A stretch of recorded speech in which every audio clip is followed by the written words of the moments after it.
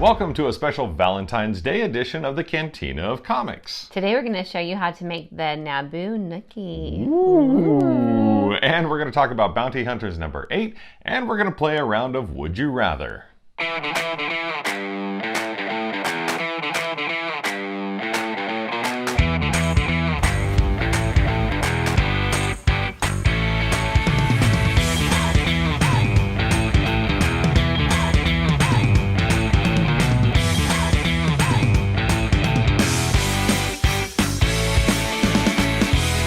Welcome to the Cantina of Comics. I'm Matt. And I'm Kristi. And today we're coming up on Valentine's Day, and so we're going to show you how to make the Naboo Nookie. Ooh, spicy. Great. So, how do we make a Naboo Nookie? All right, we're going to start with 2 cups, which I've got a little bit more than that, so we'll do about half of this, of frozen peaches. Frozen peaches. Frozen sliced peaches.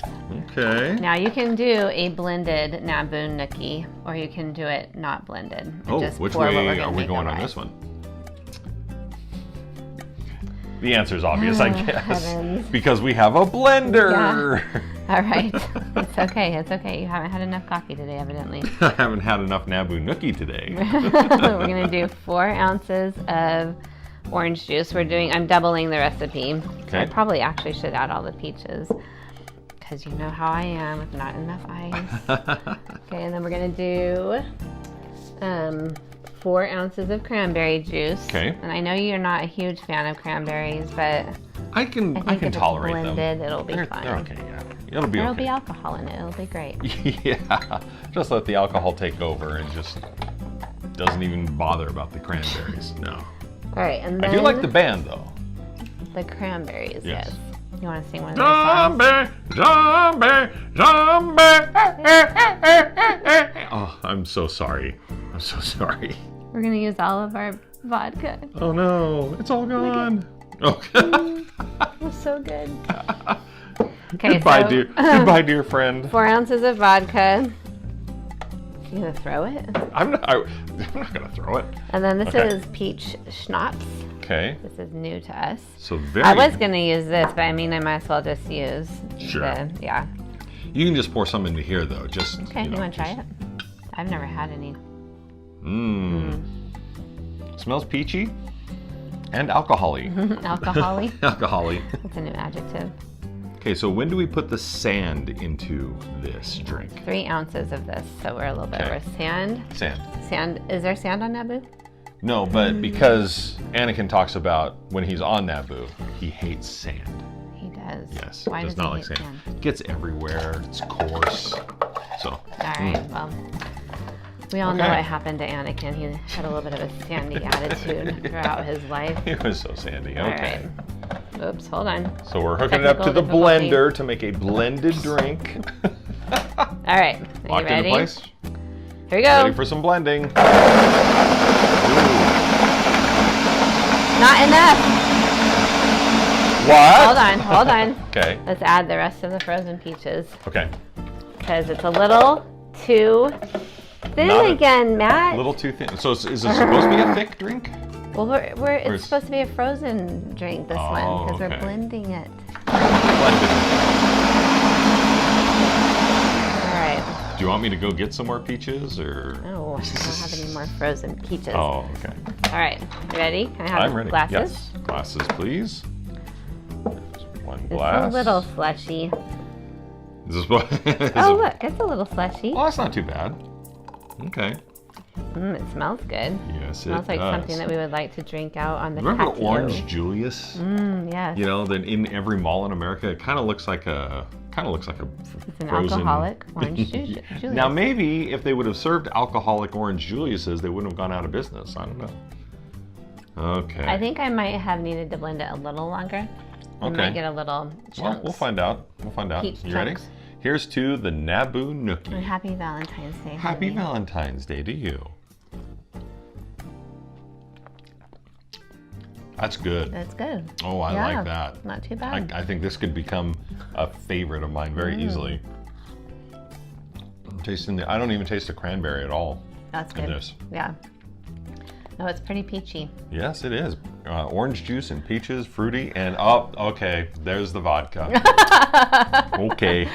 All right. Well, I know you were mentioning earlier that you do have to pop over to work a little bit later, so... Yeah, so I better not drink this whole thing. Right, and I might have to finish it for you, because, like, I mean... I'm saving it. But I wouldn't want it to get runny. And, no, yeah. no. I drink... Aww, My precious. That's very good. That's a very good Naboo Nookie. That might have been a success. Very cool. All right, well, coming up, we're going to play a round of Would You Rather, and we're going to talk about Bounty Hunters number 8 next.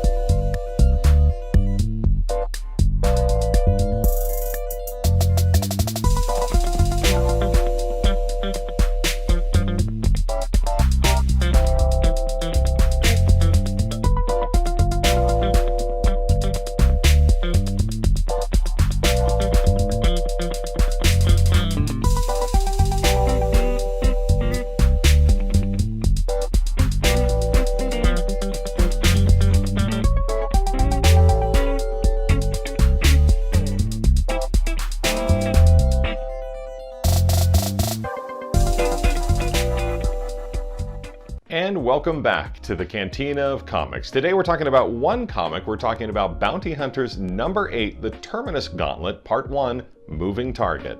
This one is written by Ethan Sachs with pencils by Paolo Villanelli and colors by Arif Peranto. We start off this issue with a nice little prologue involving Valance, Han Solo, and 3 other TIE pilots, which looks like it takes place during Solo's short time as an Imperial cadet pilot. This TIE squad is being taken out when Valance is shot down and left behind by Solo and the remaining pilots. We now zip forward to Valance's 3-day head start running from Forlom and Zuckuss as he makes his way to a club on Narcaga. There he meets with Spyhawk, who has a job for him, but it's a trap!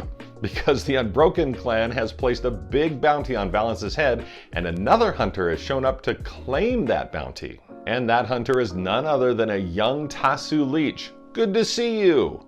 They fight it out until Valance gets the upper hand and then turns his attention to the bondsman Spyhawk. As Valance makes his way back to his ship, the Broken Wing, the rebel soldier Khandra contacts Valance to say that one of the rebellion's ships, the Spirit of Jedha, missed its rendezvous and Valance needs to go check it out. Valance warps to the provided location and finds a disabled cruiser and soon comes under attack by Weequay pirates headed by Captain Skarg. And now here are my quick takes on Bounty Hunters number 8, and man, there are a lot of them. Let's start with the prologue, a nice little reminder that Valance hates Han Solo, which continues their adversarial relationship from Han Solo Imperial Cadet miniseries, which came out in 2018. Then, as Valance travels to the Hun Cabaret on Narcaga, it's a tour de force of references, callbacks, and even some call forwards. The first thing we're introduced to is the band providing the music for the club, which looks like the Bith band from the Cantina in episode 4, and it is! Ladies and gentlemen, please welcome to the stage, Fig Grindan and the Modal Nerds! The droid 49J12 offers Valance some Gamorrean ale, which I can only assume is green and murky. We get a reference to Rancor Poodoo, and this gives me a lot more respect to Malakili in Return of the Jedi because he had to clean up all that poodoo.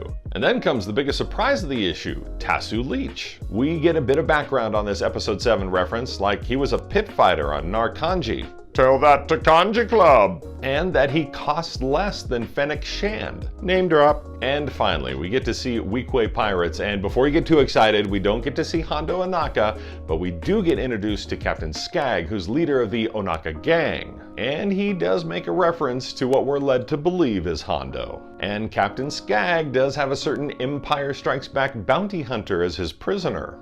So what did you think of Bounty Hunters number 8? We'd like to hear it. Go to utini.com/discord and then click EU Comics and let us know what you think. The Outrider, Dash Rendar, or Prince Shizor. How do you say Shizor? Do you say Shizor? Do you say Zizor? I think it's supposed to be Shizor. Shizor is how it is in the audiobook, so, you know.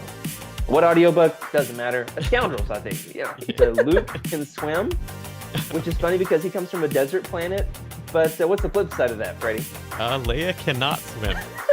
Even No, she like, was raised as royalty on a planet, just teeming with bodies of water, and there's like nice pools, probably fountains, streams. It's Alderaan, but you just picture peace and tranquility and beauty. But Luke, who comes from the desert, pro swimmer, because of the patriarchy. Am I right? I've been laughing like Yoda all week. If you know what I'm saying. I'm deep in that world. Welcome back to the Cantina of Comics. It's time to play Would You Rather? So, I've got some Valentine's Day questions here for Would You Rather. Okay. And I'll let you go ahead and start with the first question. All right, Matt. Would you rather get a lot of Valentines from people you don't know very well, or get just one from someone who is special to you? Do you remember when you were in elementary school and they put the little brown paper bag in front of your desk, and then everybody walked and put, a Valentine's Day in there? I'd rather. Which do you think I would choose? The one that's special. You're absolutely correct. The one that's special. Yep. Okay, here's one for you, Mrs. D. Would you rather eat heart-shaped dog treats or eat rose petals? Okay, what do you think? I think you do the rose petals. I think so. Yeah, I've had dog treats before. I've eaten dog treats before. I ate dog food as a kid, so it's not great. Okay, your next one. All right, Matt, would you rather host a Valentine's Day party or be a guest at a Valentine's Day party? Ooh, I would rather host one. Do you think that was the answer? No. Oh, you thought I'd be a guest? I'd rather host one than be a guest. Interesting. Okay, for you, would you rather receive a mushy Valentine or receive a funny Valentine? I think you'd rather receive a funny one. Is it from you? Let's just say in general. If it's not from me. If it's not from you, funny. I'd say funny. Yeah. Okay, cool. Your next one. Would you rather receive Valentine's in email or received handwritten Valentine's? Which do you think? I think handwritten, because it means more. Well, I think you would think. If I asked you that question, I think you'd think, I don't know. I probably handwritten. Yeah. Email is, I never check my email. Plus you wouldn't know, if there was sarcasm. That's true. How would you read into that? How would you interpret that email? Okay, cool. Your next question. Would you rather receive 100 roses or 100 pieces of dark chocolate? And I know the answer to this. I'm going dark chocolate. I think you're right. Yeah. That was an easy one. I mean, yeah. Okay. Roses die. Yeah. Dark chocolate stays with you for a little while. Okay. All right. Would you rather go to a Valentine's Day party with really good food but not much else to do? Okay. Or go to a Valentine's Day party with no food but really fun games and activities? Okay. One, I've never been to a Halloween. I've never been to a Valentine's Day party. Okay. Forgive me for saying this, but our daughter was born on Valentine's Day, so you've been to a party. Yeah, but that's a birthday party that falls on Valentine's Day, not like a Valentine's Day party, which is not a birthday. I'm gonna. Was it host or go to? No, it's food. Food. Oh, food. But no games or games but no food. Definitely food, and that goes for any party, be it Halloween, Christmas, food, definitely. Okay. Would you rather have to always write with a red pen or pencil the rest of your life, or have to dot all your I's and J's with hearts for the rest of your life? I think you would rather write with a red pen. So, yes, but it would have to be the RSVP brand of pens. Okay. Okay. Would you rather have to always write with a RSVP red pen or pencil? I'm particular. I'm thinking dotting your I's and J's with hearts all the time would be very time consuming. Well, and at work, it wouldn't be very appropriate. No, it would not. Dear boss, I, heart shape. All right, would you rather eat only red foods on Valentine's Day or eat only white foods on Valentine's Day? Ooh, red foods or white foods? Okay, so if the red food is a lobster, yes. Mm-hmm. If the white food is fettuccine Alfredo, yes. So that'd be a tie. Okay. And your final question, would you rather get a Valentine's Day kiss from a big slobbery dog or get a Valentine's kiss from a camel? A dog. A dog? Yes. Really? Okay. Of course. Okay. Not a camel, are you sure? No. Well, first of all, camels aren't super readily available. Oh, that's true. And we have 3 dogs upstairs, so yeah. For Valentine's. Okay, you have one more question. I do? A dog. Yeah, that figures. This is the story of my life. It's been 31 years of that. Yeah, that and food fights. Yep. Yeah, we haven't had a good food fight in a while. Well, in our last episode, we got into almost a peanut butter fight. Yeah. All right, well, that's going to do it for this edition of the Cantina of Comics. We thank you for watching. You can watch all the past editions of the Cantina of Comics just by going to the YouTube site on Utini. Ew, gross. And be sure to click on a like. You can subscribe and leave us a comment if you'd like to, if you want to try out the Naboo Nookie, and leave us a comment. Tell us what you think about it or any of our other past drinks. We'd appreciate that. So until then, keep on reading and keep on drinking.